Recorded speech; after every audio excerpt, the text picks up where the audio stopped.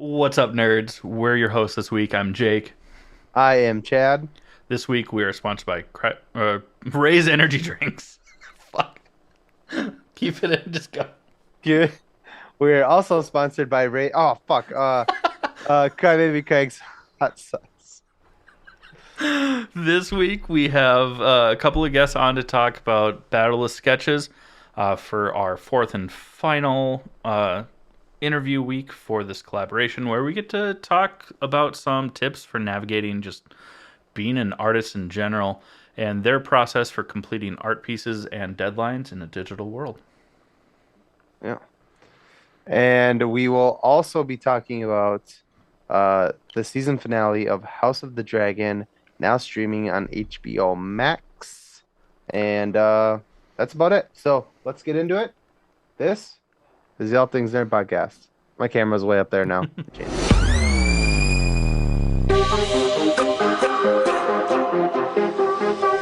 Nerd.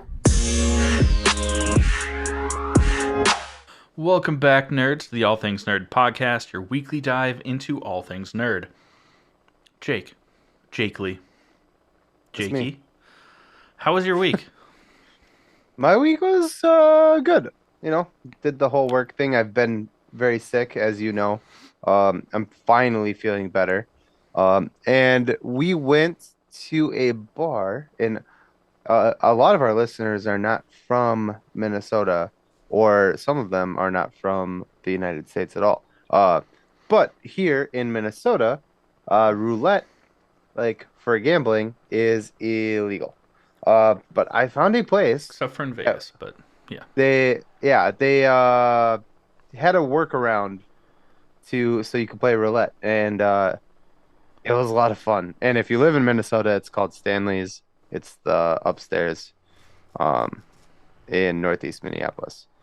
I won some money. It was cool. That's pretty sweet. It doesn't sound very exciting, but it's actually a pretty big fucking deal. Yeah. It was a lot of fun, and I won back not only the money that I spent on dinner and drinks and pull tabs and roulette. When I drunkenly woke up, I had more money than I left the house with. That's I always said that right. so No, I great. said it right. That's Yeah. just like the I was best like- feeling. I checked my bank account, and I was like, "Oh no, I spent a lot of money." And then I opened my wallet, and I started counting cash, and I was like, "Hold on a second. I have more money than I had when I left. What the fuck's going on here?" Yeah. So That's yeah, what's it up. was a lot of fun. How about you? How was your week? Well, I didn't act like a degenerate and gamble, only because I tend to have a gambling issue. When I start, I don't stop, and then I start winning, and I'm like, "Yeah, free money. Let's keep playing," and then I lose. Really didn't do a whole lot this week. Played a lot of video games, and then I bought a new monitor arm for an extra monitor for my gaming PC, so that I can have my game on one, and then all the Twitch and Discord and stuff like that on the other. So Dope. yeah, it was pretty chill. I mean, we hung out for a little bit on Sunday, which was cool. Got a chance Was to cool. Yeah. have lunch. Lunch, couple drinks. Very underwhelming Bloody Mary and black bean burger, but I didn't hate the black bean burger. I also didn't love it. I was gonna say, but I wasn't I wouldn't I wouldn't write home about it. Yeah, it hit the spot. The fries and French onion fries- rings were pretty good. I didn't care for the onion. The They French were fries greasy. were fucking bomb. Yeah, The fries were good. yeah, Fries are real good. Yeah. but yeah. So this week, on the day that this episode comes out, is our final prompt for our collaboration with Battle of the Sketches. So this week is witches. It's a pretty broad topic. Which is which? Exactly. Yeah. And which fits with which. Yeah. Once we get through the interview, you'll understand what that means, because we're kind of looking forward to a mashup. Yeah. If it doesn't happen, it's all Marvin's fault. I'll be so mad at you. Sorry, Marvin. Not to throw you under the bus, Uh, but we hope that you follow through with that Hmm. idea we came up with because it sounds awesome. Yeah. Even though this is our last week for the collaboration of creating the prompts and interviewing artists each week, on our website we will still have the gallery up for another month where you can look at art from all these incredible artists from literally across the globe Yeah. and also buy some one of a kind original art, which is really cool. And all the proceeds go back to the artists and to local comic book stores. So we take nothing from it. It's to support local comic shops and artists.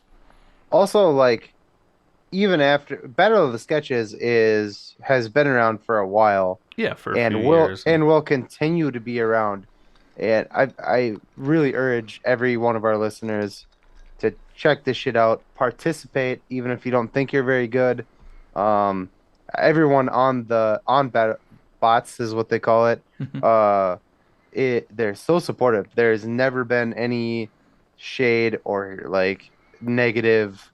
It's all feedback, yeah. positive And feedback. if you want harsh feedback so that you can grow, I mean, Yeah, they'll give it to you, but yeah, most of the time it's just support hmm, support and hype and yeah.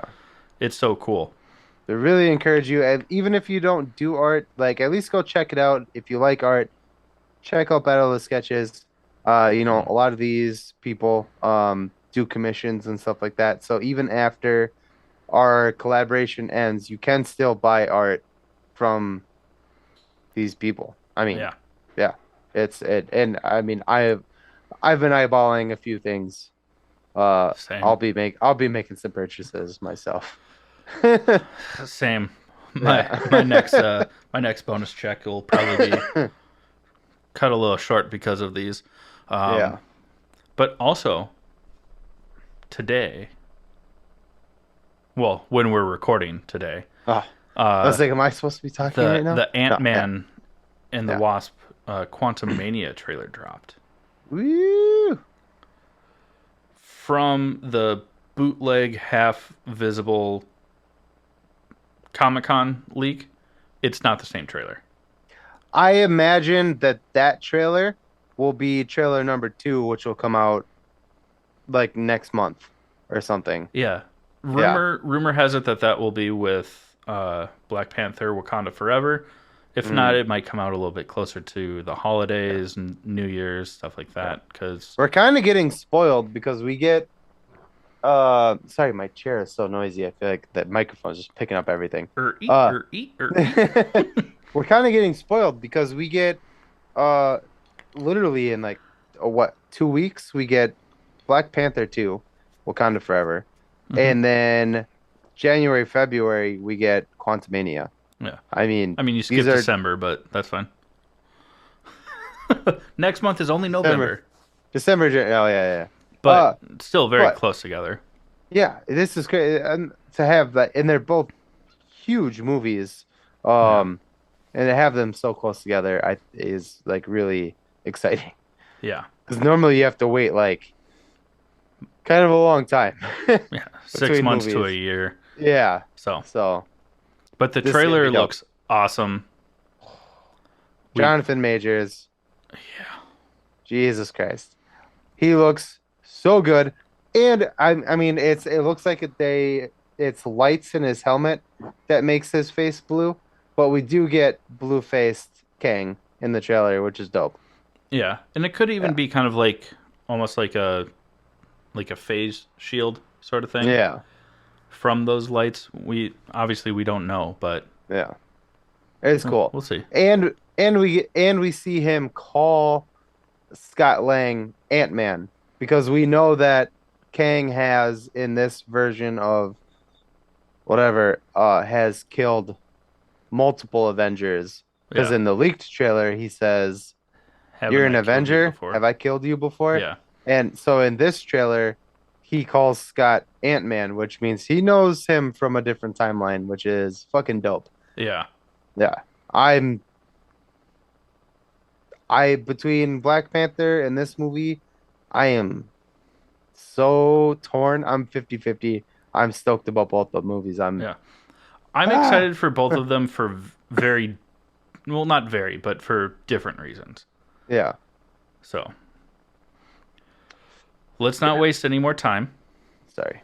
No, I could go on. I could go on. no, we could just like ramble because that's how this podcast came to be, was just drunken ramblings Yeah.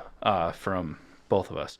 Hmm. But let's get into our interviews with Martin and Marvin. Not You'll to be confused with Martin and Marvin. Yeah, or Marvin and Martin. But before we do that, we do have to tell you about our first sponsor, which is Ray's Energy Drinks. As you all know, it's a Pickled habanero and garlic. fantastic energy drink. Zero sugar, zero calories, zero crash. But they have so much more than just energy drinks if that's not your thing. So listen up, learn how to save 15% site wide, and we'll be right back with our incredible artists and guests. What's up, nerds? I wanted to take a minute and talk to you about Raise Energy, an incredible energy drink that provides max energy with zero crash. Raise Energy takes a giant leap of faith with instilling a high quality formula to bring a powerful yet sustained, energetic experience to help you push your workouts and focus to the next level. Perfect for anyone at any time, empowered by their refresh formula technology, Raise Energy delivers a performance-enhancing energy drink that aids in multiple different categories that include targeted focus, better recovery time, improved clean energy levels, and a boost in stamina and hydration.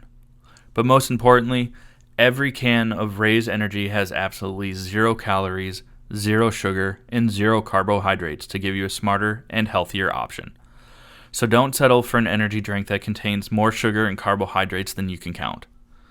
Instead, head over to repsports.com. That's REPPSPORTS.com and use the promo code NERDPODCAST at checkout for 15% off your order. Or if you don't know what you want, go ahead and click the link that's in the description to get a $50 sample pack for free. All you do is you cover the cost of shipping. Again, make sure you use promo code NERDPODCAST at checkout to let them know that we sent you. Welcome back, everyone. We are joined with a couple additional great artists for our fourth and final interview for our collaboration with Battle of the Sketches. We have Martin and Marvin here. We'll let them actually introduce themselves. So, yeah. Welcome, guys. Thank you for being on the show. Thank you so much. Yeah, thank you guys for inviting us, for inviting the crew. It's been fun. I've been watching the podcast, and it's been pretty interesting to listen to those dudes that I've been talking to for a while now. It's been pretty cool. Yeah, That's something that previous people have said is it's nice to put a face to their artwork, because a lot of the guys haven't actually seen each other. They just see each other's artwork. So yeah, true. That's kind of cool. Yeah, same thing. Most of the people I see on the group, I know by their handles, and just to know that they're not just people texting. So thank you very much.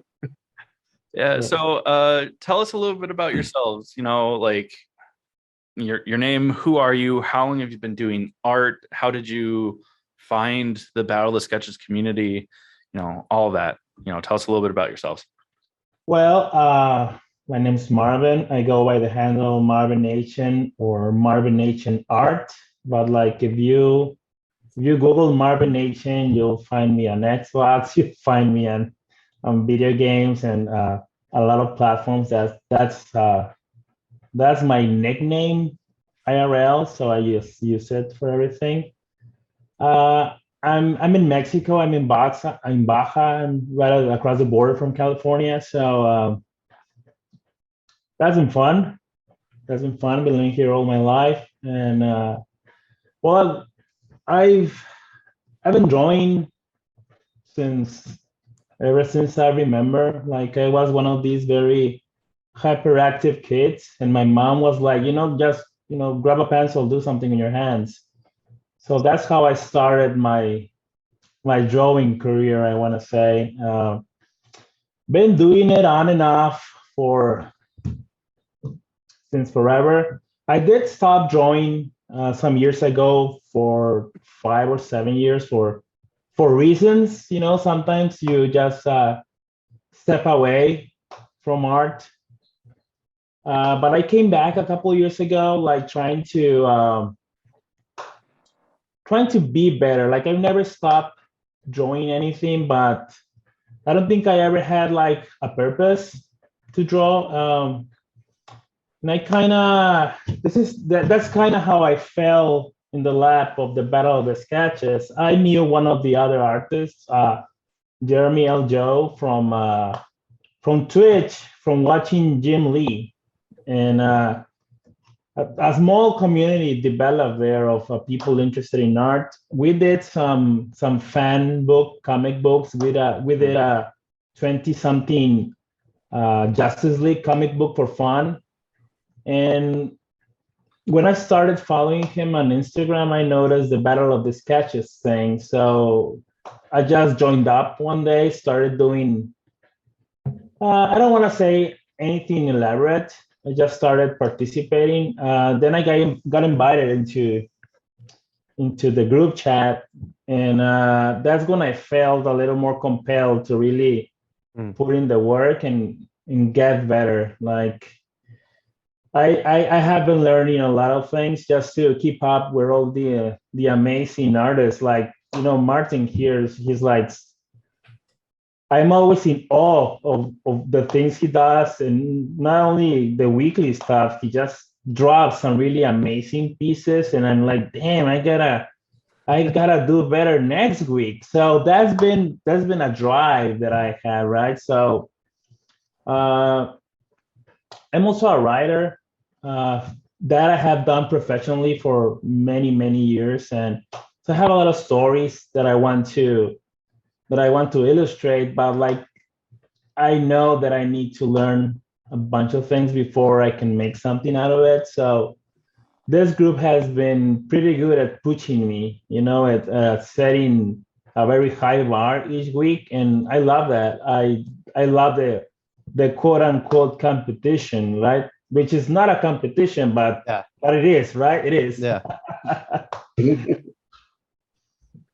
So, well, me, I'm from the complete other side. I'm from Quebec and the South Shore of Montreal, and I've been well. I studied in arts and have my bachelor's degree in arts history, but having a couple of kids and a wife, had to find a job and leave it a bit aside. And what got me back into the arts was all the digital platforms that were coming out, and I always used to do like I don't know the word, and sorry because I'm French also. So that's why I don't always talk a lot on the bots and, with the other guys. You're doing great. You're doing great. Okay, so basically, when I saw the digital platform coming out, it was a lot easier just to like draw on the bus or draw a bit of work and stuff like that, and started drawing a lot more, being more interested in all the different applications with drawing, and I discovered Battle of Sketches via somebody who follows me, K-pop, who knows a lot of the artists over there, and she kept pushing me. You should go over there and participate and everything, and I started doing that. And from what I really like about this project is when you don't have a commission or something like that, you draw what you always draw easier, like your favorite characters, something like that. And Battle of Sketches really pushes me to draw characters that I would never drawn if I wasn't asked. This I'm not a real hardcore horror movie guy, and I had okay, the Creature of Black Lagoon. He's a fish, right? I had to look it up and try to. Okay, I'm gonna draw him like that. So that's what I really like about this group is drawing characters and drawing situation that really you wouldn't do if it wasn't for that. Yeah. Oh, Yeah, I agree with that one. I'm remembering that week we had to do Ted Lasso. And I had no idea. Like, okay, I think I heard the name. I haven't seen that TV show, so I googled the guy, and he was like, "Wow, he has a really nice mustache." And I did the simplest image is just solid blacks, the big mustache, the hair, and the eyes, and it's just like four images deeply black. And I think even Bernard Chang liked it a lot. And I was like, well, you know what? I did this because I had no idea what to do. And it turned out pretty great. Honestly, it was awful. It was awful to do Ted Lasso. that actually it was such a thing. That actually leads pretty well into our next question is what you kind of already, Martin, you kind of already answered it a little bit, but sorry, I'm moving away from the microphone. What were your thoughts on the choices for this month for Battle of Sketches? Obviously, Chad and I are the ones who picked these characters. And also, is it within your style? Is it outside of your style? Or do you like it? Were you not happy about it? Were there any challenges meeting those expectations for this month? Well, I really like the topic. My wife is the biggest horror fan that I know of, and she's always excited about those type of projects. So I told her, like, I had to draw these things, and she was like, "Oh, yay! So you never done anything that looks like that." So my personal challenge was, damn, what would be my take on this? And like, I did the wife of Frankenstein, the bride of Frankenstein, and if you remember that picture, she's holding Frankenstein's monster's head. Like, I was trying to do a little gore, and I was trying to draw her way more sexier than she supposed to be, right? Yeah. And I've been getting a lot of reactions from people I know in real life, like, why is this so aggressive? Why are you drawing so much blood?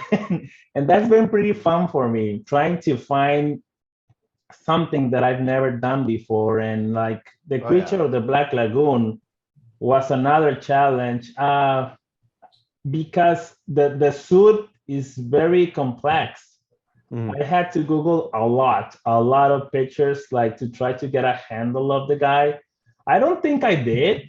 I think I could have done way better, but no, you did good. I actually, while you were talking, I pulled up your Frankenstein and your Creature from the Black Lagoon. I mean, these are fantastic. Yeah, I like that you got the tongue sticking out on Frankenstein's. He got beat up. I love it.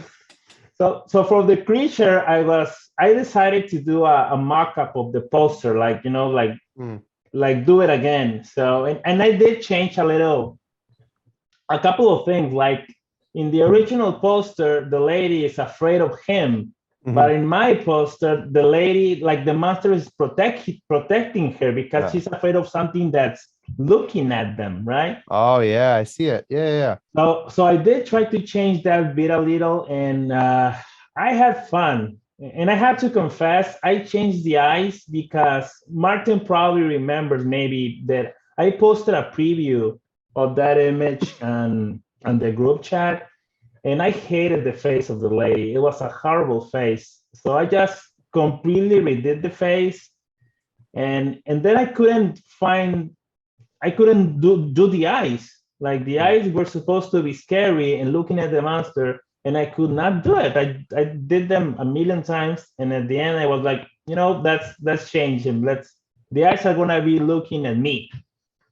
So that's how that one turned out. So we said it already, but drawing things that you would not draw, it's a challenge, Yeah. and it's a great challenge because I guess that's one of the ways that you grow as an artist. Stepping out of your comfort zone. Yeah, most So, definitely. yeah, Yeah. that's how I feel about that. That's what's fun. That's what's fun about it. I actually have the original poster for the creature from the Black Lagoon Oh, nice. hanging outside of the store here. And yeah, so you pointing out those differences, I'm like in my head, I'm like, shit, yeah, I can see that in your drawing. It's very cool. Thank Very you. cool. Yeah. What about for you, Martin? Well, when I saw the picture, I knew that it would be Halloween or something like that before it came out. But I talked a bit with my wife, who's a fellow artist, and she talked to me about Karlov, and I should go like really, really like old school movie. So I started drawing more werewolf, Mhm. and because I usually personally I draw like superhero characters and stuff like that. Yeah. So I draw. And Marvin might remember I posted a first version of a werewolf like in the woods on the chat, and I didn't like it. I thought it didn't have any movement or any scariness to it. So I saw an old poster of the Wolfman. It's I'm gonna draw like vraiment rapproché, very very close up of Yeah. the Wolfman. I mean, And once I got that picture, I really like putting a lot of details in the hair, and I Mhm. thought it was really the big contrast of black and white yeah. really worked with like the old school classic movies. Yeah. So instead of drawing now for the Bride of Frankenstein, instead of drawing just the character again, so I said, okay, I did a portrait first. I'm going to do another portrait and a real close up just of the side of the hair with the eyes. Yeah, Mhm. so that people could just recognize who she was, but Yeah. really play like with negative space and stuff like that. Again, big contrast to remind about the classic movies. Like I said, for the Creature of Black Lagoon, I basically took a picture and draw a fish, and was Man. like coming out of the water, a bit like a crocodile. Yeah. Oh my And god. now I'm for the other. I'm not gonna do it for us, but I'm on my fourth sketch now. First one, want to do a close up. The same thing. I chose the witch in Harry Potter. What? The bad one. Helena Bonham Carter. Beatrix. Beatrix. Yeah. Yeah. My Yeah. wife That's is yelling at me. I heard it. So Yeah. Beatrix. Yeah. It's yeah. But I couldn't. I didn't like what I done. I wanted to do like another version of the Bride of Frankenstein. It didn't work with Beatrix. So Like a side. Yeah. yeah, so I drew Sexy Witch, which is when I Googled witches with all the Halloween costumes. Well, that's what comes up. And when I posted that in the chat, somebody say, hey, you're not doing your portraits? Ah, shit, you're right. So I did Hermione Granger, Mm. and then like that one. So I'm not gonna tell the one I'm gonna post, but I'm on my fourth one. Love No, it. It's gonna be a portrait. If you had a team going there, Martin, you need to, finish your team the whole month. You need to go full in for the portraits. Yeah, so I'm not gonna tell you which I chose, but it's gonna be a portrait, or a very big close-up portrait. Hopefully, it will be a hit like the other one. Awesome. Probably. Yeah, and I mean, you kind of already mentioned, a little bit, you're on now your fourth one, but for both of you, what's kind of your process for like framing your pieces and ideas? Like, I mean, this is something that had never occurred to us until a couple of weeks ago. I mean, this is the first time that I've drawn since high school was for this prompt for this month. But multiple people now have mentioned like doing little like thumbnails or like mini sketches to start with.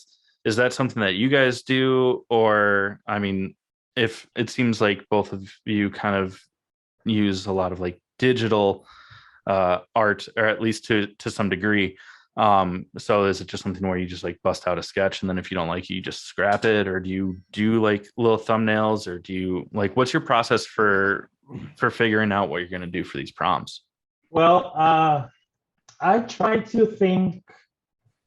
I try to think about. Well, I'm gonna go back a little. It's sometimes it's difficult to find the idea behind the character. Like the werewolf I did this week, I did a teen wolf, and it occurred to me because we were talking about Michael J. Fox, my wife and I, and a couple of hours later, the prompt got dropped, and that just connected. Oh, like, I'm gonna make a teen wolf because that's a fun wolf.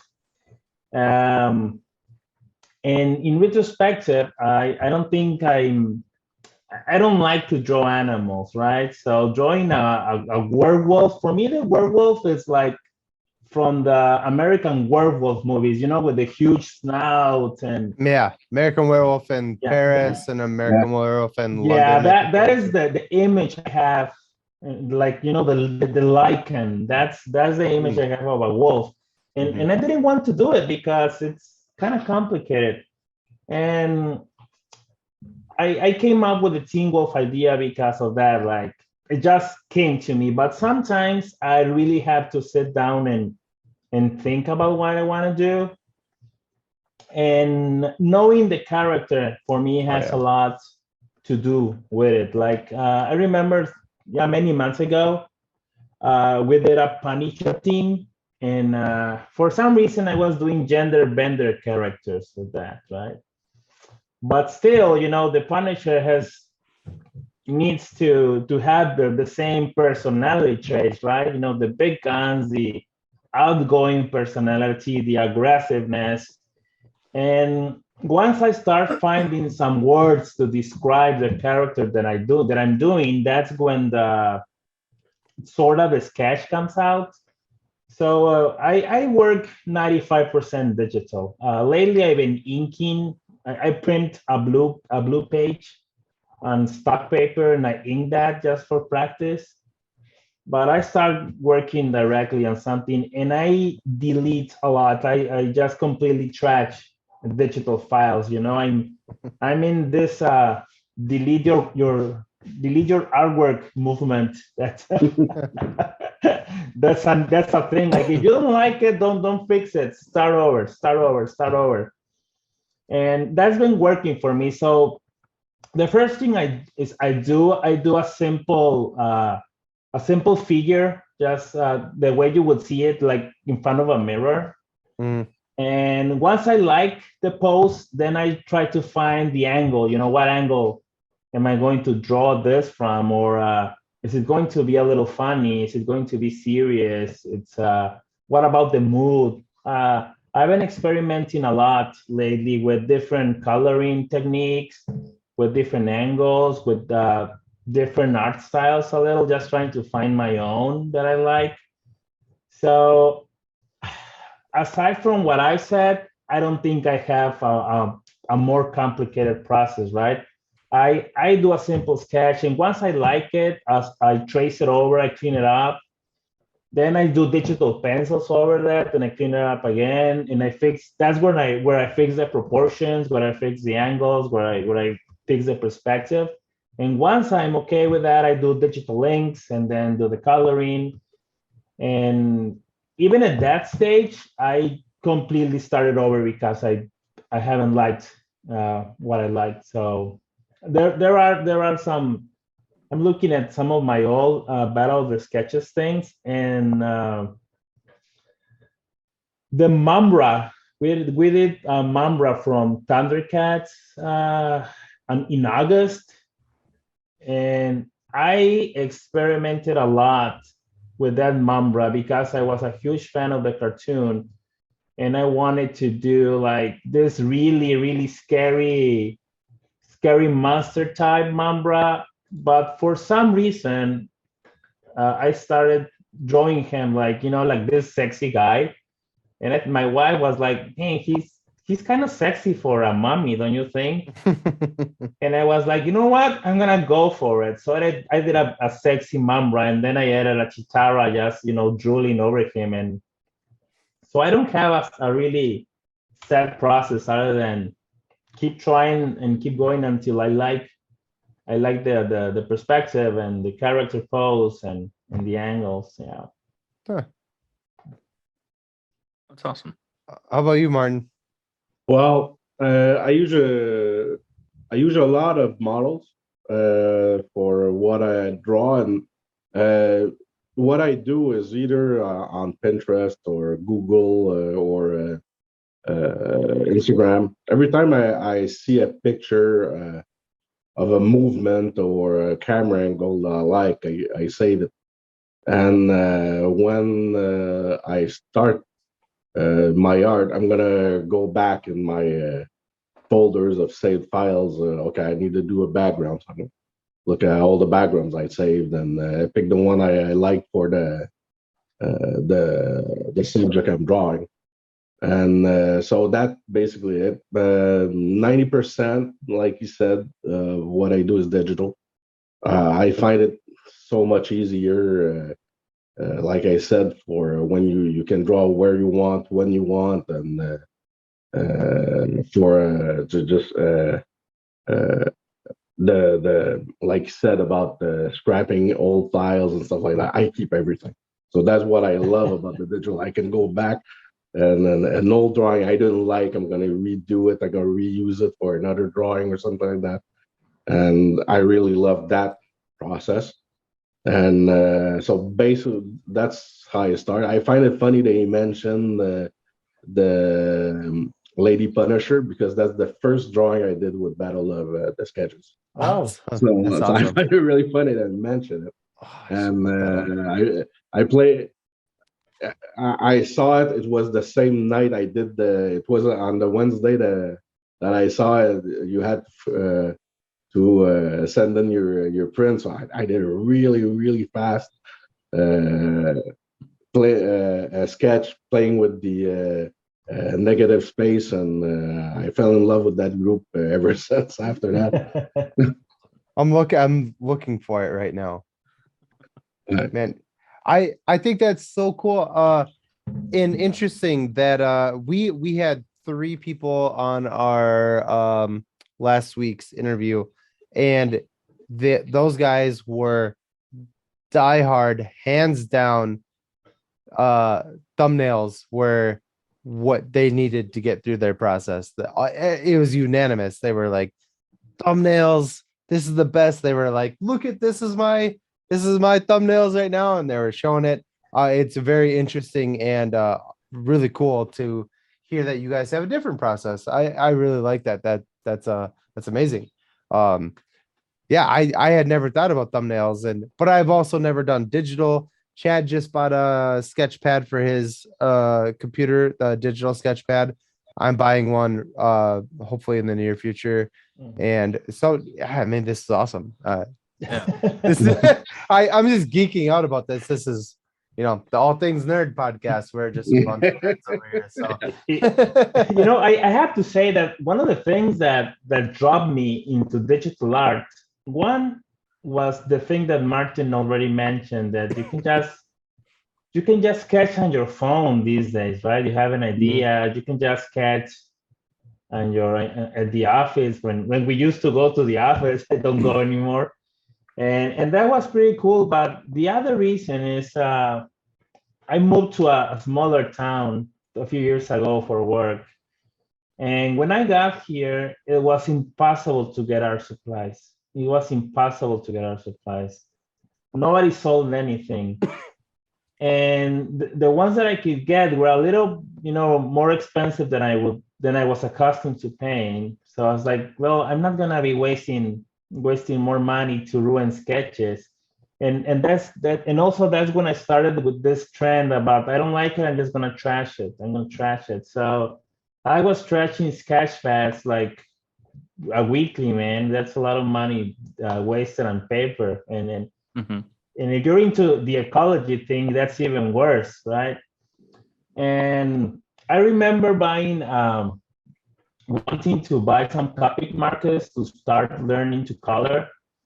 And I was like, whoa, these things are super expensive. And I remember I bought 5 of them and I loved them. I loved how they work, the texture, the colors, the way you can blend them, right? But wow, it's an investment. It's a big investment to draw traditionally these days. Supplies are not cheap at all. And if you want to keep growing as an artist, you need to try a bunch of different things. And you're gonna waste a lot of ink, a lot of color, a lot of things just learning. So I was like, you know what? I can't.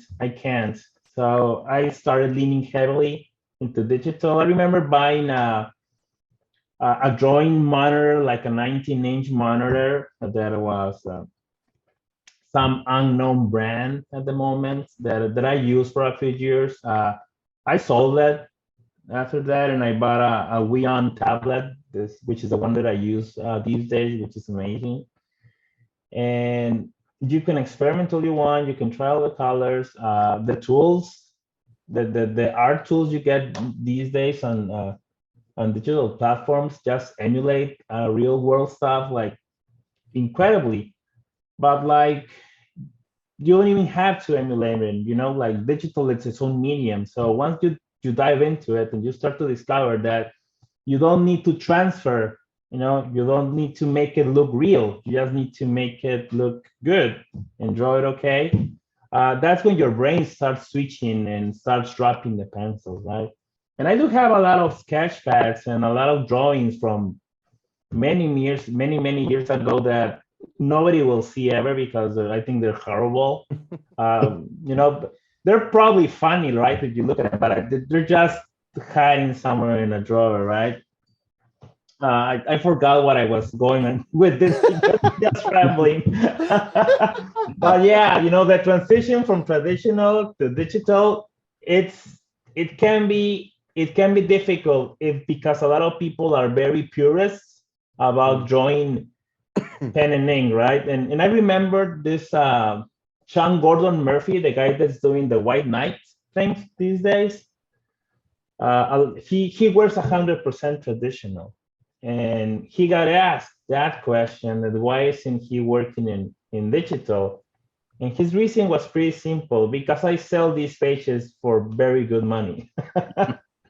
So everybody has their reasons to stay or to move, but I think that the only reason that is valid is that you need to find a medium that works for your personal talents. Hmm.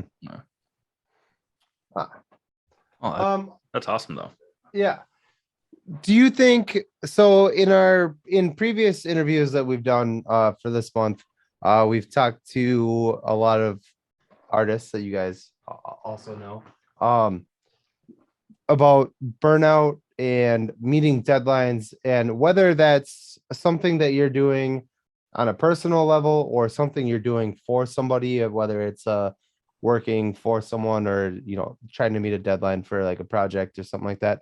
Do you have any struggles with that, or how do you deal with burnout? And burnout is a word that we've learned through doing these interviews, is that some of the artists burn out and they're like, man, do you lose your love for it by any means when you're doing it for someone else rather than for yourself? Huh. Well, I actually get very excited when I get commissions. So that does not burn me out at all. I really get I feel very humbled when somebody wants me to draw something for them, or they want to buy a print or something. So that does not go into the burnout, right? So what happens to me, sometimes I don't have ideas. Mm. That's it's I don't get tired of drawing or illustrating, but sometimes I just do not have any idea what to do, and I lose focus. I lose a lot of focus. And one of the things that I got with Battle of the Sketches is that I don't need to think a lot because I already have the prompt. So They you yeah, know, they yeah, they point you and you just go for it. Yeah, they yeah, already point it for you. Yeah. yeah, Yeah. yeah, yeah. And before that, I struggle a lot. Like I want to draw something and I look at a blank page and I'm like, I don't know, are there any characters out there, right? I'm gonna draw Batman again. So there goes Batman for the 100th time.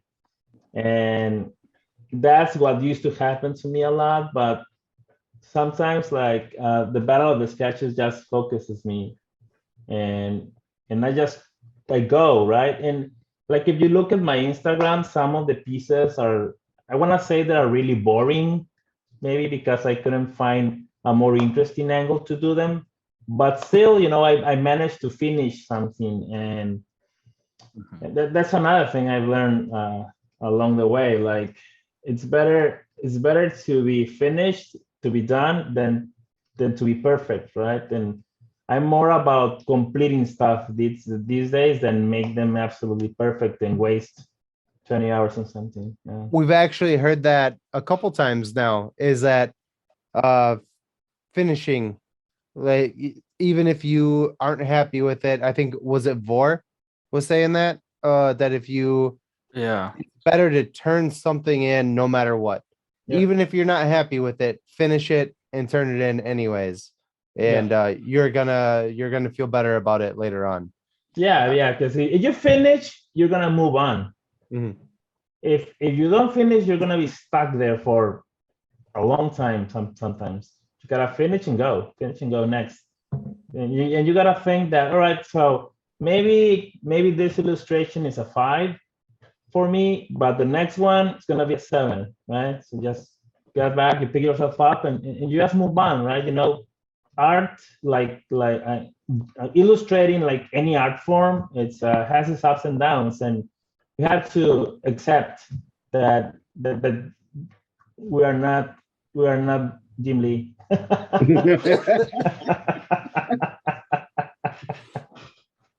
How about you, Martin? Well, I'm a bit different. Uh, I don't. Well, I had have a lot of experience with commissions, but I always tell the client that like for it's gonna take me like a certain time, a certain couple of months, even though I know I can do it in just 1 month. Mhm. It's not a question of procrastination. It's more of a question that I want to not deal with their um, Pressure. the stress, the pressure of them wanting to see the project, and so that for the commission, that's basically it. I had a two bad experience with commissions, which I just refused to continue with one client. He was uh, he always made me change a couple of things about the project, uh, and I got a bit frustrated with that because, like I said, if you want me to draw your character the way I draw your character, that's one thing. If you want me to draw your character the way you want me to draw your character, that's another. So I just said that I don't want to continue on the project. Um, the comic book I'm working on right now with the collaboration with Kyle Goodman, which is the one who's writing it. Uh, the deadline is very loose, so it's pretty much panel by panel. He's going to send me the script. He's got a couple of panels ready, so I'm going to work on that while he's working and editing the other panels. So there's no big pressure there, and I don't lose interest because it's a collaboration with it. So he gave me a lot of leeway to illustrate his characters, which he gave me a couple of guidelines, but from there I created the characters the way I saw it, and it's still like my creation, so I don't lose interest with that. And for the rest, I always have like 6 or 7 different drawings pending. And one night I'm going to work on that one. The other work I'm going to do on that one. The only honestly big deadline I have is that the Wednesday with the battle with sketches. And if I can do it, I can do it. If I can't, I submitted a couple of times on a Thursday, and it was not the end of the world, so that's okay. Yeah. Yeah. And Martin, I know that we talked about it before we actually started recording, but you did just mention this comic book that you're working on. What can you tell our listeners about it? Okay, so the comic book we're working on, like I said, with Kyle Goodman, he's the writer. He wrote that story about like 10 years ago, and he's been rewriting it, reworking it, and he wanted to do a book with it. And the more he wrote about it, he thought it should be a comic book, a graphic novel. So a guy who knew I was drawing, Ephraim, I don't know if you guys know him, at the Pass Point Comics, referred me to him. So we started talking, and we decided to join up to do the comic book. It's called Here Walks Monsters. But what I really want, the first time when he told me the name of the script and that it's a zombie book, but he says you got to read it. I said, oh, okay, so it's another The Walking Dead.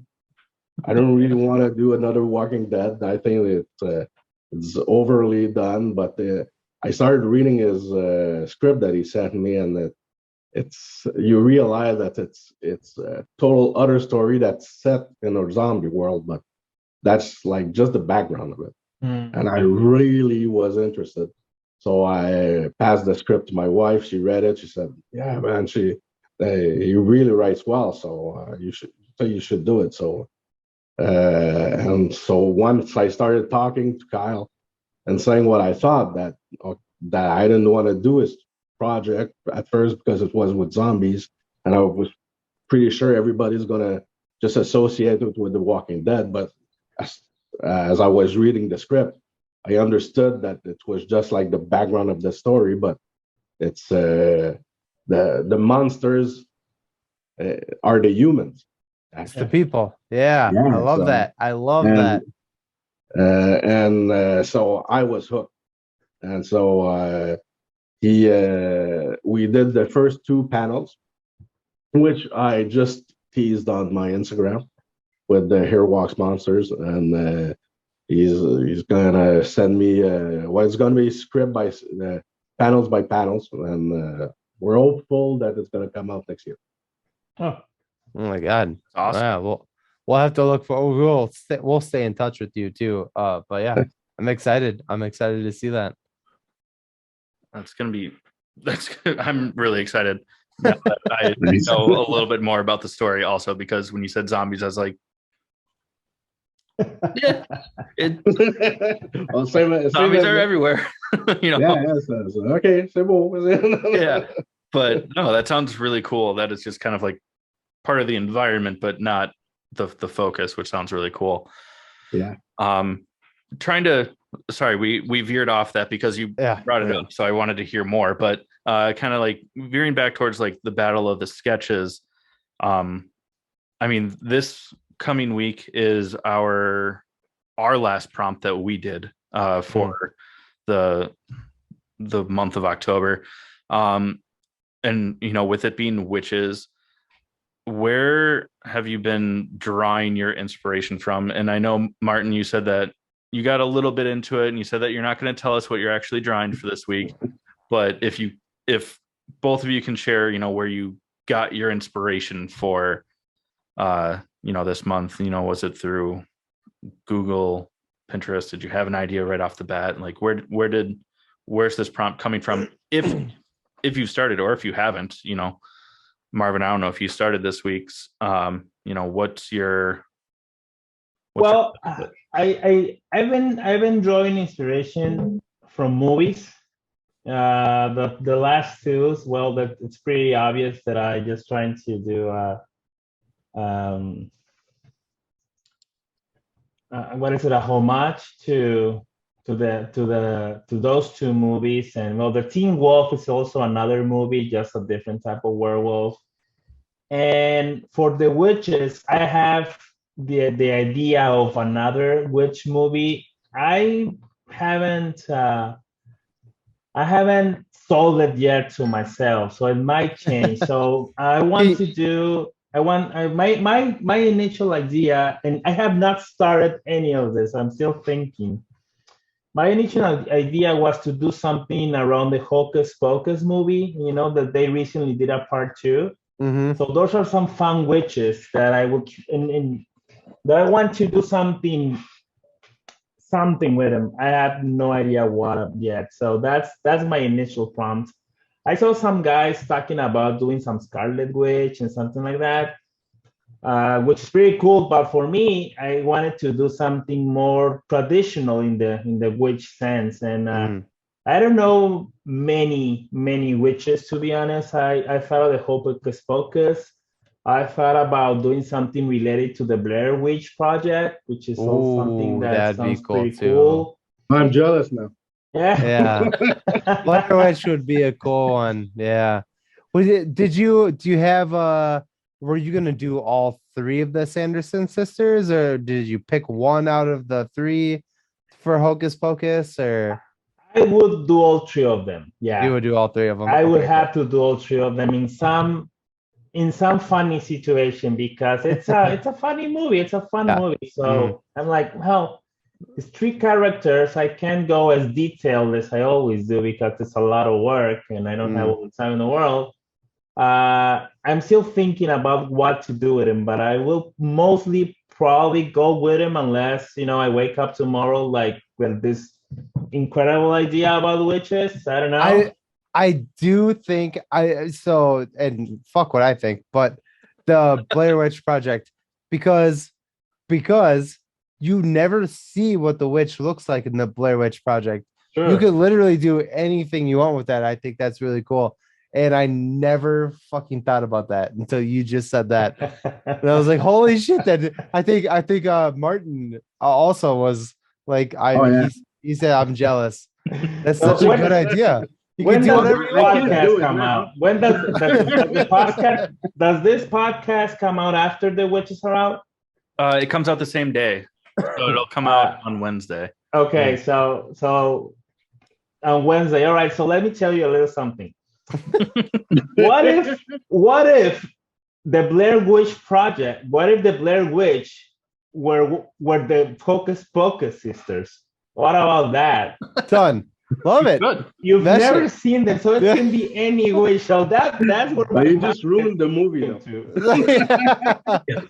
How would you incorporate that? How would you try to incorporate that into a drawing? That's what that's what we're here for, right? The drawing. Yeah, that's the fun part. Yeah, so that is the fun part. So what I would do about it, it's one, the witches would not be fully revealed. I would do somebody dead in the foreground, maybe the hand, maybe some blood, maybe a bloody camera.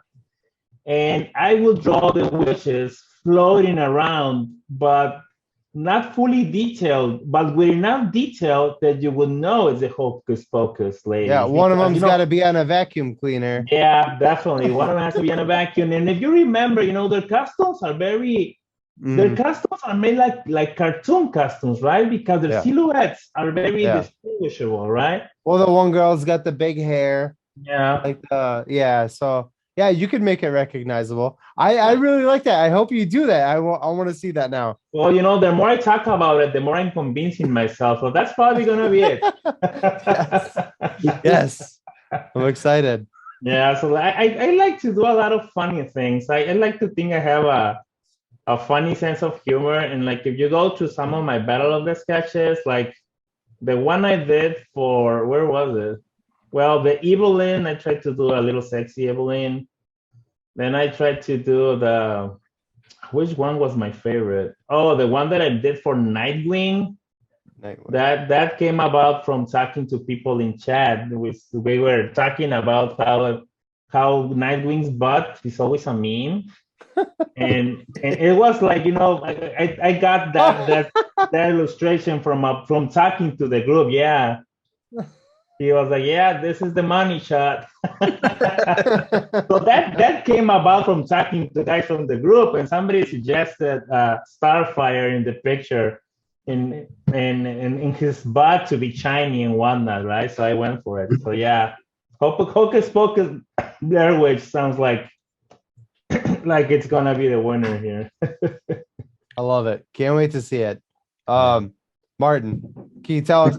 I know you said you won't tell us who you're drawing or what you're drawing, but can you give us something? Can you give us something? Well, At least where the inspiration came from. Like I said before, I'm on my fourth try because like the first one I wanted to continue in the portrait style I did, but just didn't came out the way I wanted. So I did another one which I posted on the group, which the first thing they said is, well, it's not a portrait. Oh, okay. I'm gonna go back to portrait then. And didn't like the third one, so I started. Well, let's say it's a classic witch. Okay. It's a classic witch, but it's not from the television. Sorry, it's not from the movies. It's gonna be from the television. Okay. Oh, So that's what I can say. Oh, I But want to guess, but I'm not gonna can we guess. get? I was gonna say, can I I'm guess? just- Can we I don't guess? even want to do her anymore because I just, well, the girl in the Blair Witch poster, that would just be perfect for the rest of the lineup with the close up, but I Yeah. can't do that now. So Sorry, ruined that. I mean, you can. No. Do it. No. Are we allowed to guess? You don't have to yeah, go answer ahead. if we're. It's gonna come up. Yeah, I was gonna anyway. say you don't have to answer if we're right. Is it Bewitched? Ah, yeah, that's it. That's what I was trying to I want be to see less that though. I subtle think that'll be and just yeah. shake my nose. I want to see your version of Bewitched too, Martin. Yes. Because I also thought about doing a Bewitched a couple of weeks ago. When I was a kid, I had this huge crush on that lady. She's just gorgeous. She's just gorgeous. Oh yeah. Well, And then I thought that I couldn't do her justice, but you, Martin, you can do her justice, dude. the sexy witch I did. I finished it, and it's Bewitched. But no, I'm drawing her as a close up this time. Oh man, Okay. I can't wait. I used to watch that show when I was a kid. I loved it. Yeah. I thought it was a funny take on the witch. Subject. Yeah. Love it. Yeah. Love it. Yeah. Nice. Yeah, I can't wait to see it too. Nice. I can't wait to see both of you guys. No, sorry, Marvin, but I just want to see yours now. I think get a it's commission such a then for sexiest version of Big Witch. I love it. Shoot. Well, I guess we're kind of near the end here. Where can people, our listeners, and hopefully your listeners as well, that are friends of yours, where can people find you and your art? For me, Instagram is my main art gallery. I have accounts in other places for reasons, but I don't really post. I have a Twitter account, but it's just I post the occasional art, and Twitter is just to fight with other people, honestly. So, Talk shit. Yeah. yeah, Instagram is my main platform. It's at Marvin Nation Art. That's where you'll find me. Yeah. Okay. And we'll tag all your stuff on our podcast and stuff. Yeah, cool. And me, it's the same thing. All my work is on Instagram. My Instagram account is basically my business account, where I post everything. If you follow me on Facebook, it's more like my personal account, where I will post about everything that passes through my head. So you'll just see the art once in a while in the blue moon. So it's basically Instagram. Okay. Perfect. And what is your Instagram handle? I mean, we have it written down in the show notes, but Martin O. Dagenais. that was the main reason why I wanted you to say it, was so I could know how to pronounce your last name. Oh, wait, I was like, it looks French, and I knew that you were, in I'm Quebec. Very, So I was like, and I'm very, very proud of how I was able to follow the conversation, because, like I said on that chat, as soon as I can respond to somebody, they're 10 down now. I'm not fast.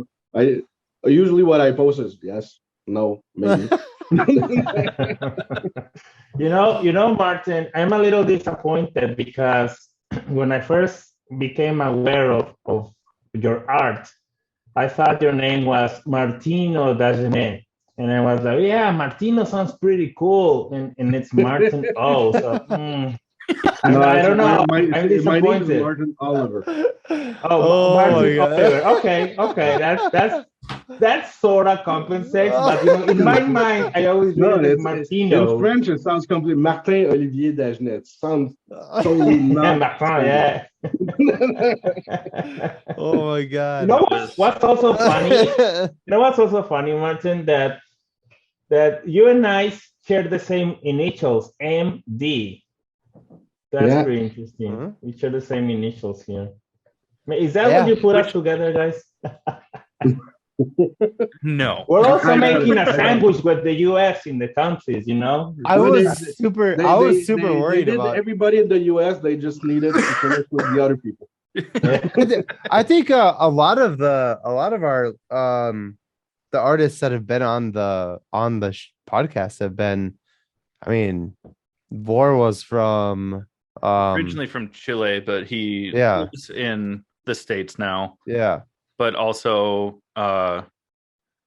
Alvaro is from Peru. Yeah. We have they weren't on any of the interviews, but we've been getting art. I don't know how to From pronounce all his name, over. I'm not gonna try, but he's from India. We have people from all over, which is really, really cool. And I mean, we've said it every single week. Yeah. That's what's so cool about the Battle of Sketches is it's literally a worldwide community of just like it's insane, sharing art, promoting each other, hyping each other up. And a couple people have even said, like, when you post your art, people are gonna like hype it up. But if you go to them behind, like in a private message, like, give me real criticism, like they will, because it's all about just helping. And I mean, like I said, this is the first time that I've drawn outside of a high school art class.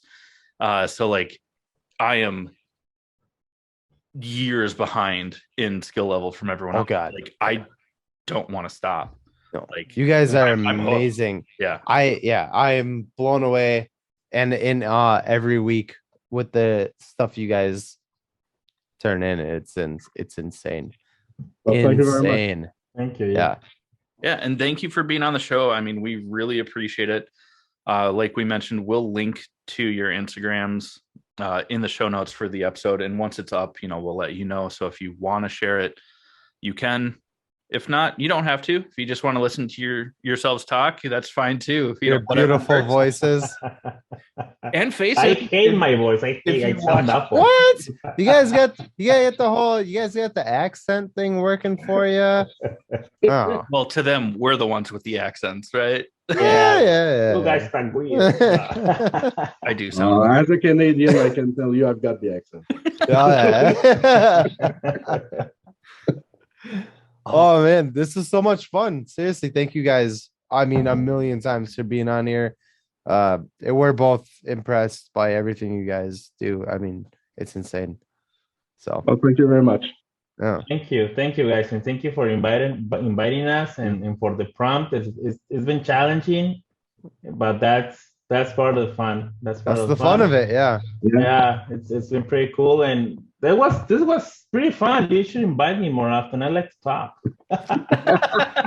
Hey man, I like to talk nerd stuff too. If either of you want to come back on here on a one-on-one, we are down. We some of the other interviews. Some of the other artists have asked the same thing to do like a one-on-one interview, and we're 110% down for that. So if you want to come back on, when that comic book is coming out, I want to promise know.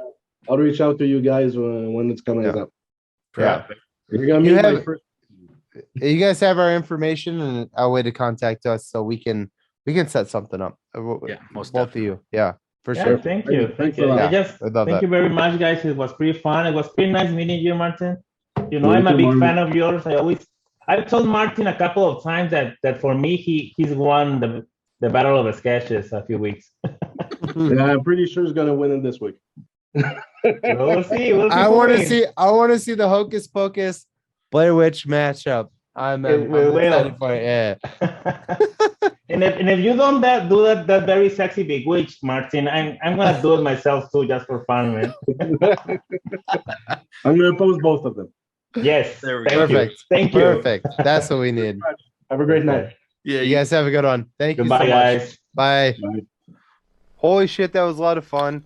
Both of those guys are amazing artists. Please go check them out. That being said, let's get into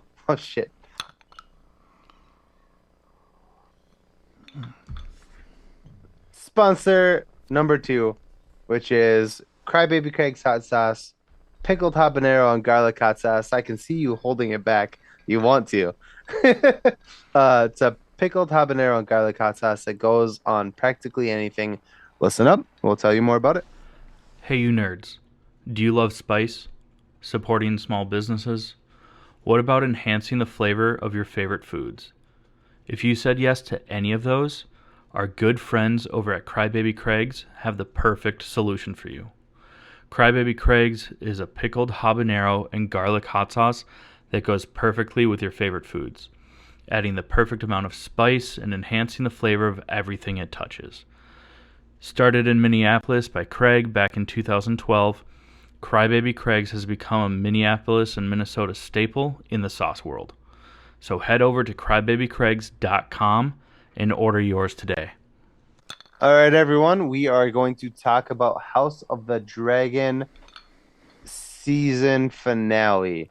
If you have not watched this giant spoiler alert, come back, check it out later if you haven't watched it.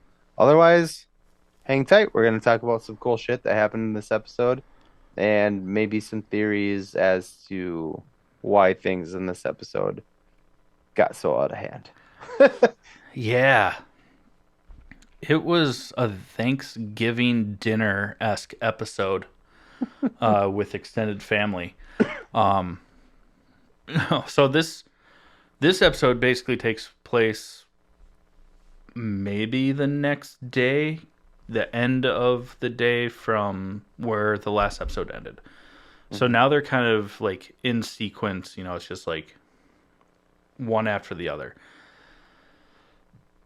But this also kind of goes hand in hand with episode 9, because last episode, Rhaenyra, Daemon, basically everyone that's at Dragonstone was not in the last episode. Mm-hmm. And now, for the most part, no one that's been at King's Landing has been in this episode. Yeah. No Alicent in this episode. Yeah, no Alicent, no new king, usurper, whatever, Yeah. Aegon. This entire episode is tense. I was like, I felt like a crackhead. I was just like constantly like clawing at my face and like, Chewing the inside of your lip, yeah, just smacking like, your veins. yeah, this was so intense. It was so much fun watching. I literally it multiple, and I will bring them up and make the noise that I made when these scenes happen. But I literally was like, hand over my mouth, going, ooh, like this whole episode is so What good. did he say? What did he say? Yeah, it is fucking intense. Yeah. But this episode kind of starts with Princess Rhaenys arriving to Dragonstone with news that Aegon has been crowned king. Mm-hmm. And cue family drama. Yeah. Almost immediately, Daemon starts preparing for war. Yeah. Which was dope. I mean, that's what I like about him. Yeah. There's like one thing I don't like about him. Can you guess what it is? That he is in love and married and banged his niece. That's the one. Yep. Yep. Uh, Just the incest. if you just take the incest away, he's such a good character. But it's like, Right. you're gross. Yeah. But we get to see, which we also saw in Game of Thrones, like the war table. They call it the painted table. It lights up. If you light candles underneath it, it is carved in a way that the roads, the mountains, they illuminate. Which, It's a bright light. yeah, it's pretty cool. Which leads me to believe that Stannis Baratheon, who held out at Dragonstone for a while, was either an idiot or he was too busy just lighting up his daughter. Instead of the table. Yeah. He put the fire in the wrong place, is what he did. Yeah, that's definitely what he did. But even as they're going through all of that, dividing, like how I didn't know how to transition out of that, because like We went real dark there. yeah. It was supposed But to be in other fun. news,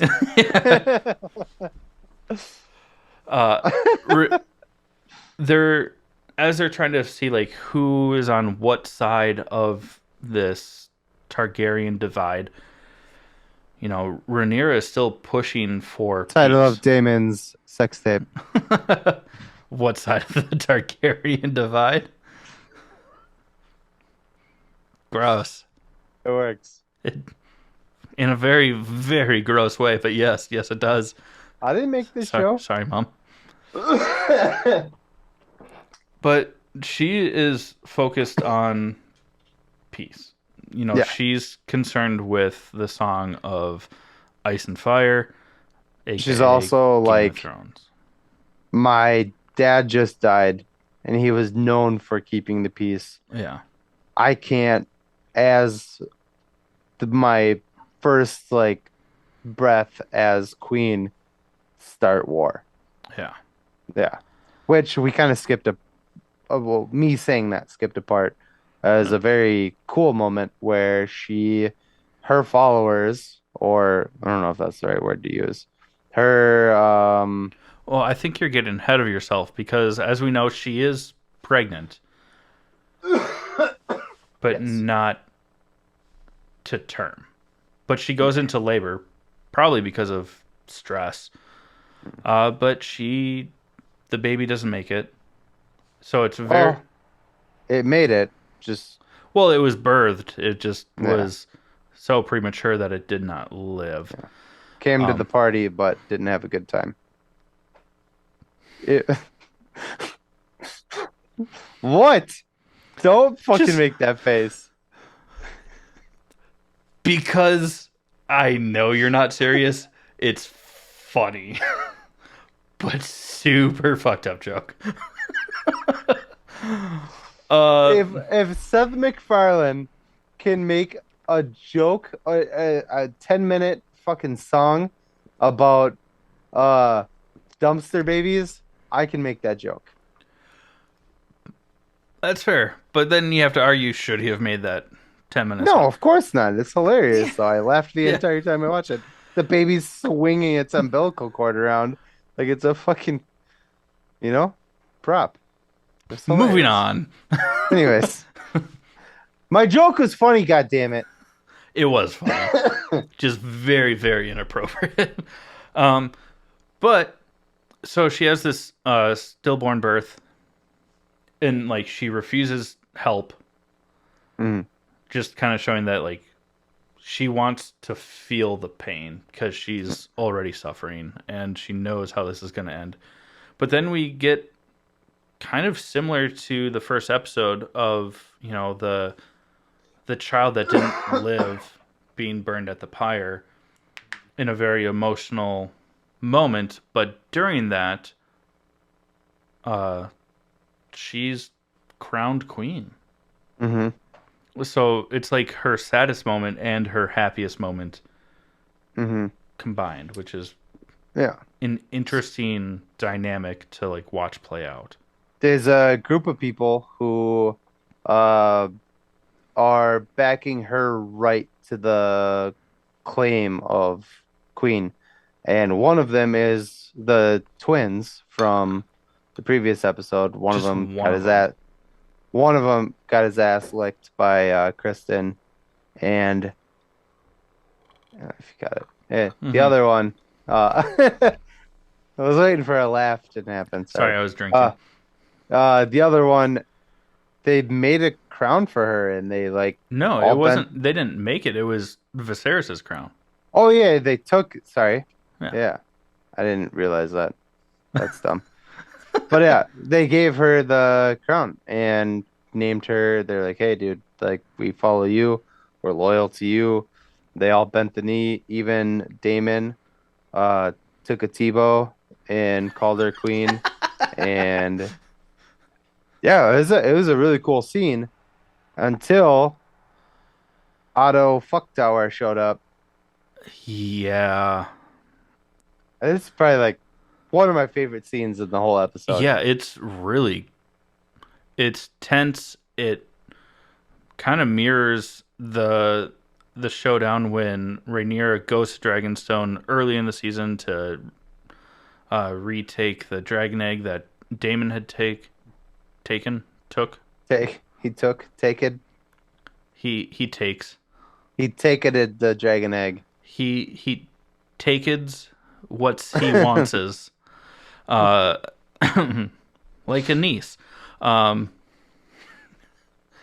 Not to be confused with Rhaenys, who we don't see bend the knee for most of the episode. And Yeah. I was like, oh shit, this is going to be a big thing. And then it turns out that she's not a strong, independent woman like we thought she was.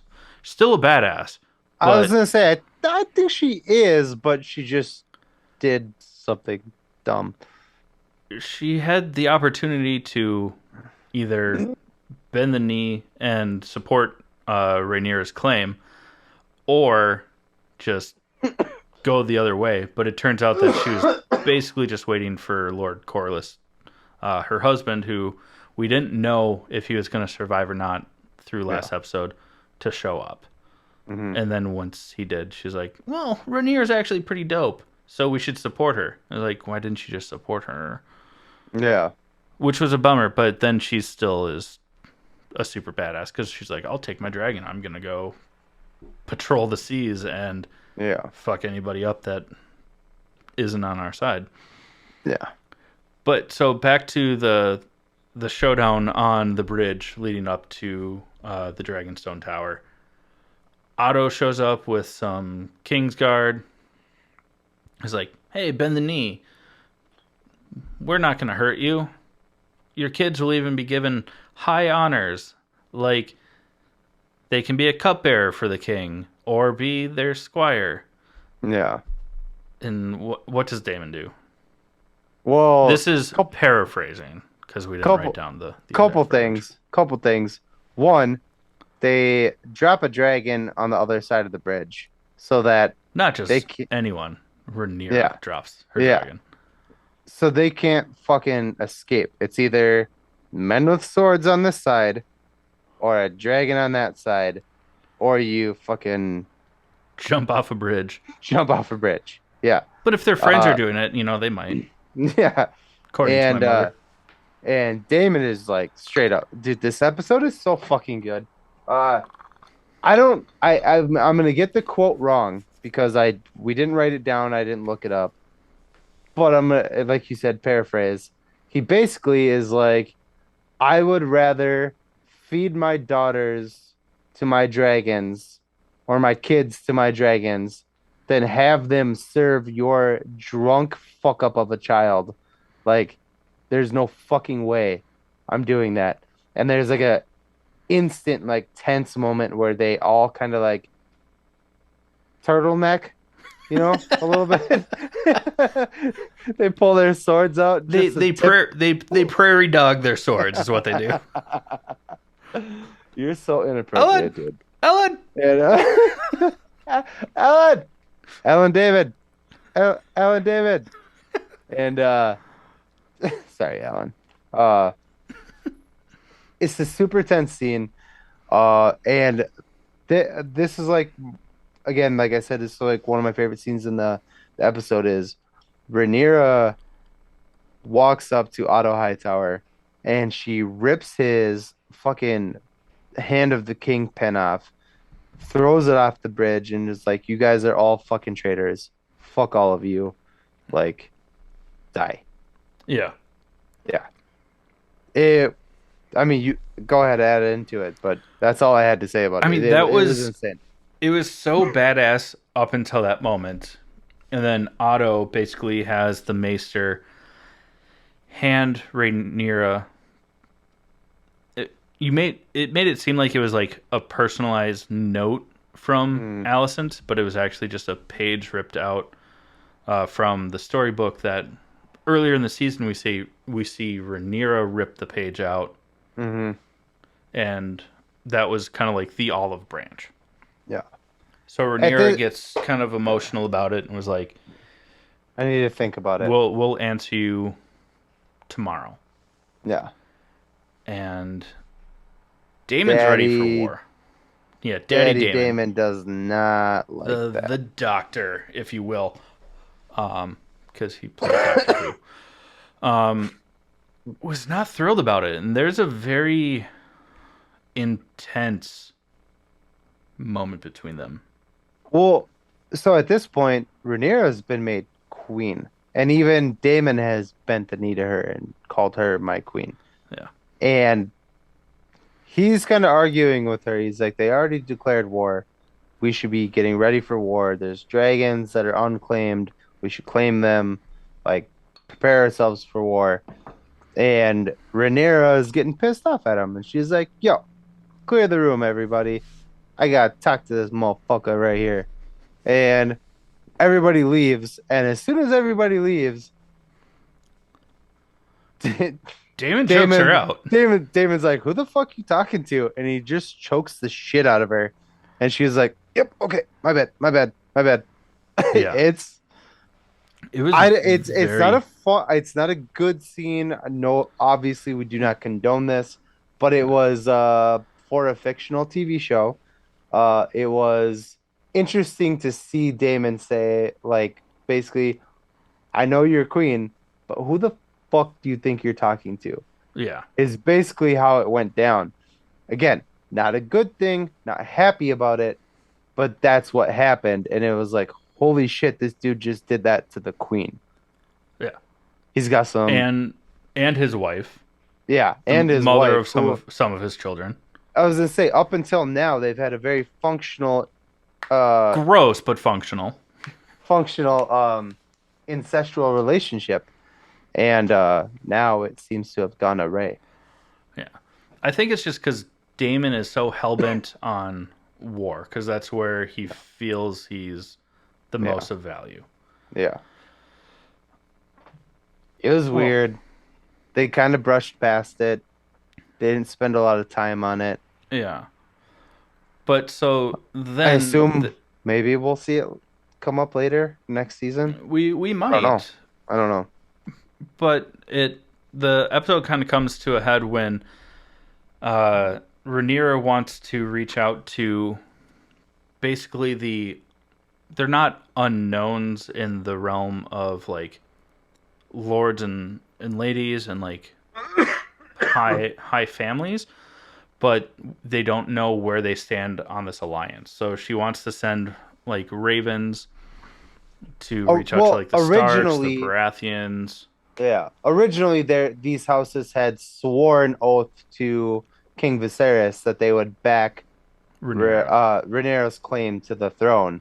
And now she's like, well, we got to find out if these people are actually still backing us. Yeah. So, sorry. But then her kids, Luke or Lucerys, and then Jaehaerys or Jace, were like, send us. We have dragons. They're faster than ravens. We can get there and talk to them. And she's like, it's the first time that she has to look at her sons as like men instead of just like her children. So she sends them off, but tells them, you are going as messengers. You are not going as warriors. You are not going as soldiers. You are delivering a message. You are there peacefully. And we get to see a showdown between Luke when he gets to Storm's End, which is where the Baratheon family is, and Aemon Targaryen, the one-eyed mofo, is already there. One-eyed, one-horned, flying purple people eater. No. Skull. Right? No. Those are But- just the purple people eaters. Not Yeah, the... well, that's a thing. It's a children's book, but you're too young for that, I think. Only like 3 years younger than you. 2 years younger than... And you missed it. Oh, okay. Sorry. Yeah. But there gets to be a confrontation because basically the Baratheons are like, we're going to support Aegon as king because they came with, a promise of To like, marry. marriage and higher status instead of just being like, remember what you said 20 years ago? Yeah. Yeah. Super King of the douchey North. on their part, but yeah, King of the North. Yeah, Best scene ever. But twice. yeah. yeah. Basically, he's like, you know what? This dude's saying he's gonna marry my daughters or marry my daughter. Unite our houses. You want us to back you based on something that happened forever ago. Go fuck yourself. Yeah, he even asks Luke, which one of my daughters will you marry? And he's like, well, Yeah. I'm already betrothed, so suck a dick. And so Baratheon is like, nope, you can fuck off. Jace is about to leave, and Aemon starts instigating, takes off his eye patch. We get to see the blue sapphire. Mm-hmm. I think it's supposed to be purple in the books, but a blue sapphire that he is using as a glass eye, basically. Yeah. And tells Luke that in order for this to be a peaceful departure, cut out an eye. And he kicks a blade over to him. Yeah. Baratheon shuts it down. Luke runs back to Eric's, his dragon, and flies away. Come fly. Yeah, I'll do it. Butterflies in the sky. I can go twice as high. Just take a look. Anyways. This came from a book. Dragon Rainbow. Yeah, so he's trying to escape. Aemon is fucking with him, and On the back of the dragon that he claimed. yeah, Uh, which is the biggest dragon in the realm.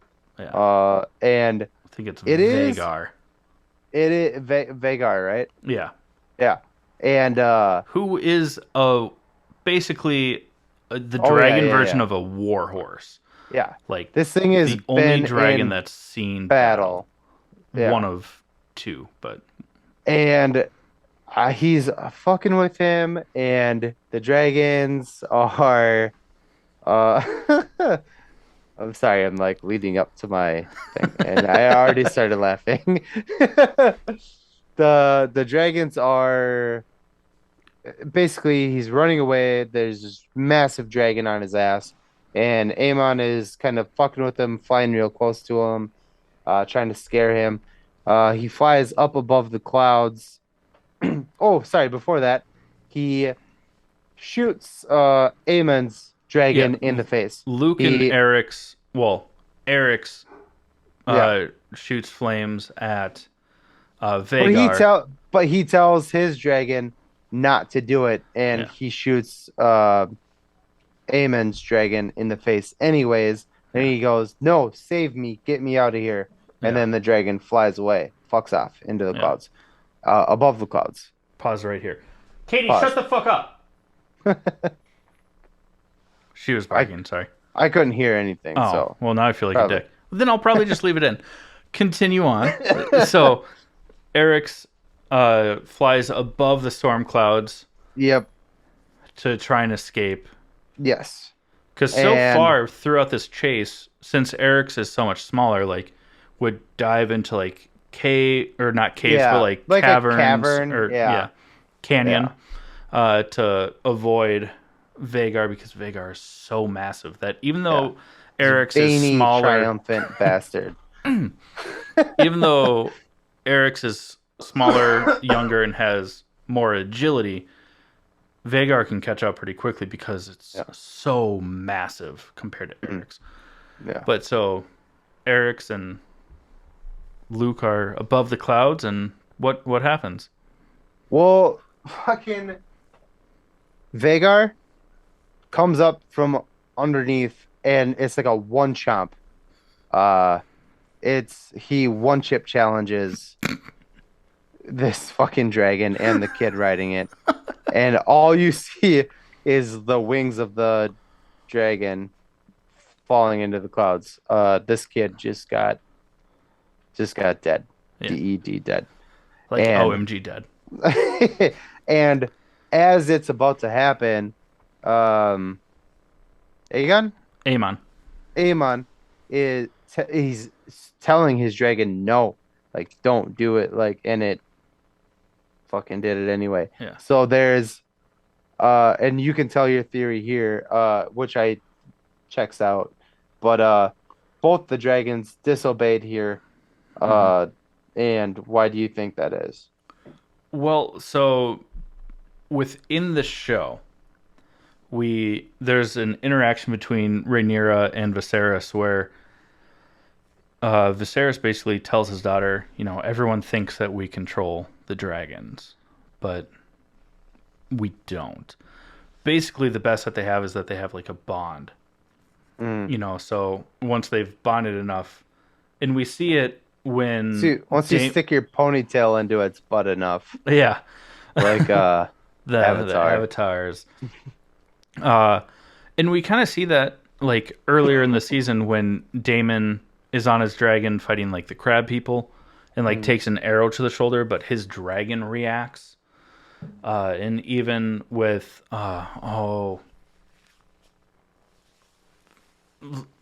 Lena, Daemon's first wife. his late wife. His second late wife, I guess, not his first one. When she's like struggling through childbirth, like when she first approaches the dragon, it's sleeping, and she tells it, burn her alive, and then it starts to react to her pain because now they're like within proximity. So like they have bonds, but they don't control them. And also Vagar is a dragon that has seen battle. It was raised in war. So this entire chase to it was not a fuck around and find out situation. It was a Until we're gonna kill. Was it Arax? What was the Yeah, Eric's or Eric. Arax Yeah, blows some smoke into the not smoke, it's fire into the face of the bigger dragon. And then the bigger dragon was like, I still think that Vagar from the start was like, this is a hunt. yeah. But And- once it was actually attacked, it was like, okay, we're Okay. no longer toying. Yeah. We're You die now. yeah. Yeah. And so that's just Eamon being a fucking idiot. Because immediately after this, we see Eamon's face, and he is immediately remorseful. He's like, Not I can't believe that I just fucking did this. But it's not because he just killed that kid. It's because he just started a war. I think it's a bit of both. You think so? I don't think so. I don't think he gave a fuck. Well, I think that it's because, I mean, he wanted like justice and wanted to fuck with him, but I don't think that he wanted to actually kill him, because at the end of the day, he still has a code of honor, and it's you don't kill family, but he wants was definitely toying with him. It wasn't supposed to be a death sentence. Yeah. But I think the look on his face was, I fucked up. I just started a war. That's what I think that was. It wasn't like, oh no, I killed this kid I don't give a shit about. It was, my mom's gonna spank me. And in this show, they might like that. I don't know. Well, you know, like Olivia Cook looks pretty good. Yeah. No, I think that more so you're right, that it's more about shit, I just started a war. But I do think that there's still enough like humanity in Eamon at this point in time where he may not like his distant family, but he still doesn't want to be a kinslayer. He doesn't want to kill his family. He just wants to show that he is the one deserving of respect and fear. Yeah. But his dragon did one chip challenge the other dragon. It's done. It's done. That kid's dead. And if anything in this show, this was the tipping point for Rhaenyra, is because she has been saying the whole episode, I'm not going to start a war as queen after my father held up peace for so long. I won't do it. And she's stuck on the Song of Ice and Fire of, I need to make sure that the realm is united for when this real issue comes. And all these like horrible things had just happened to her. She just gave birth to a stillborn baby. Her dad just died. Her husband, uncle choked her a little bit. I don't think she liked it. No. And then no. It wasn't that kind of and now through all of that, she was like, no, keep the peace, keep the peace, keep the peace. And then when she finds out that her son just got one chip challenged, she is pissed. She has the Daenerys look. Yeah. She broke, is what Let's happened. burn this motherfucker down, Pookie. Yeah. There's some other things that have happened in this episode that we definitely skipped over, but we don't want to. We want you to watch the show. We don't want to just tell you everything. We want to, we go out of order a little bit. Yeah, we would. Ideally, what we want is for you guys, for everyone to interact with us, watch the episode, and talk to us about it. If we're wrong about something, call us out. We would love to have a conversation about it. Yeah. That's ultimately what we want, is we want to engage you people. Y'all, if you will. Y'all into a conversation in the comments or personal messages, anything like that. That's what we want. Oh. So until then, Yeah, we're and right. until season 2. Also, we don't know because this is where it basically ends. But we There's know. some other stuff with Yeah. additional dragons and all that, Oh but shit! Yeah, we did. Damon does. He mentions that there are unclaimed dragons on the island, and they should be using them, because war is coming. He's like they only have 4 dragons. We have, I forget how many they have, and he's 7, I think. yeah, and he's like, and there are 3 or 4 unclaimed dragons. We should claim those dragons and prepare for war. Yeah. And there is a scene where they show Damon in the caves, tickling a dragon with a song. It's a very beautiful song, Matt Smith. Yeah, He doesn't want, I mean, just from the books, he doesn't claim this dragon for himself, but he's trying to get the dragon comfortable with him and then yeah. inevitably with their side. Mm, Oh, it was a lot. It was a was a lot. fantastic episode. The entire season is great. it So really, I'm in gonna have to rewatch it yeah. I definitely will at too. least one more time before In season 2 comes out. true Game of Thrones fashion, it is a little bit slow to begin with because there's a lot of introductions that need to be made and Character there's building, politics and but holy fucking hell, this show is good. Yeah. And it ended, like I said, hand over my mouth, going woo hoo hoo hoo. Like it was Literally, when Luke was the one chip challenge, I texted Jake and I was like, "Holy fuck!" Like, that's it.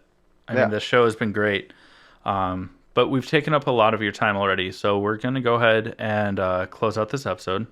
But before we do, we are going to close out this episode. And we have our honorable mentions, which is a new thing that we're doing. Chad, you got anything? No, I've been very boring these past couple of weeks. I've just been powering through Modern Family, basically. That's what I've been doing. I've been watching Andor, and Just like Aemon Targaryen, yeah, powering through his Modern Family. not so Title of modern. his sex tape. And also, obviously, Rings of Power, but we're gonna get into that next week. We've had a lot, and these episodes have been long as it is. So, But between our collaboration with Battle of the Sketches, there has been Rings of Power and the Andor series, just House of the related to- Dragon, yeah. and She-Hulk all happening at the same time, and there was just no way we could cover everything. Yeah. So we had to pick a couple to cover, and we will cover the other nerd things, which are Andor and Rings of Power. Really want to talk about Rings of Power. Yeah. And we will get into that next week. But yeah. What about you for honorable mentions? Oh shit. Yeah, we watched the Halloween Ends, and it was garbage. So there's that. Yeah. Kind of a bummer. Yeah, I actually really liked the last one, I did too. Halloween Kills. I thought that one was a lot of fun. This one, spoiler alert, 1, 2, 3, you had enough time. This one was really dumb. It was basically Michael Myers, since the last movie, has been living in the sewers, and this kid, basically takes up the mantle of Michael Myers as a serial killer, and then he like kills Michael Myers. They like fight, and this like kid who's like a foot shorter than Michael Myers ends up killing Michael Myers and taking his knife and his mask. And I was like, it was very Rob Zombie Michael Myers. It was terrible. Mm-hmm. It was really bad. Really, really bad. Yeah. I was not happy with it. Yeah. Anyways, check it out if you want to, Yeah. but don't take my word for it. But you should. Uh, anyways. Also, if you like this show and you've liked these collaborations that we've been doing, I mean, we have uh, some things coming. You know, they're still in the works, but we have some awesome guests coming back, and some new guests coming on. So check check it out. Follow us on Instagram, Facebook, TikTok. We'll get to it eventually. We keep saying that. We've been saying that for like a year and a half, but we'll get to it eventually. Also, if you like the show and you want to support us, I mean, first off, just our website, allthingsnerdpodcast.com. It's also where you can find all the Battle of the Sketches gallery and web store to buy original art. It's a great way to support the arts, but if you wanted to support us on top of that, I mean, you can buy merch there, or if you wanted to give on a monthly basis, I mean, it just allows us to do more. We dropped Patreon a few weeks ago. We were pretty adamant as to why they suck ass. But check us out on buymeacoffee.com/allthingsnerdpod. Might be all things nerd. Either way, it's linked below. You can give on a monthly basis. You get some exclusive merch. That's a great way to support us. I mean, because all the money that we get from this goes right back into the show. It allows us to do giveaways, all of that. It makes we the don't show we better. don't pocket anything. Yeah, it goes right back into the show. Yeah. Yeah. Outside of that, I mean, we love you all, and thank you for being a part of this community and for your support. We couldn't be happier with all of you. So this has been the All Things Nerd Podcast.